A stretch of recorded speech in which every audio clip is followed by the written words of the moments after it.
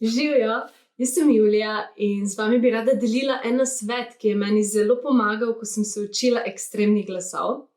Gre pa takole, da roke gredo ob strani, ob telesu navzgor. Lahko so pokrčene, lahko so iztegnjene. Tale vaja je primerna za čisto vse zvrsti. Kaj se zgodi pri tem gibu?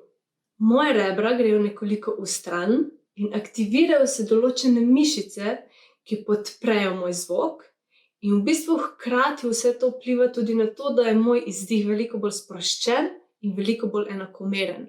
Ker na visokih tonih se nam velikokrat zgodi, da pritisnemo preveč tega izdiha in ali se nam glas zlomi ali pa ustvarimo neke določene napetosti, ki jih ne potrebujemo.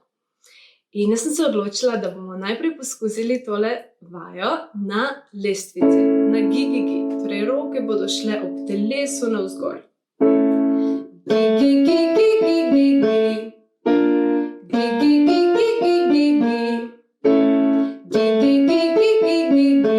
In poskusite še vi. Zdaj pa lahko brez.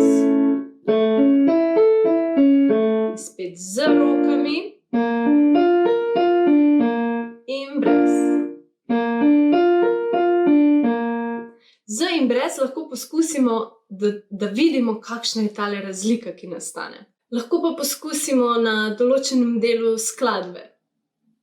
How do I get you alone? How do I get you alone? Poskusite.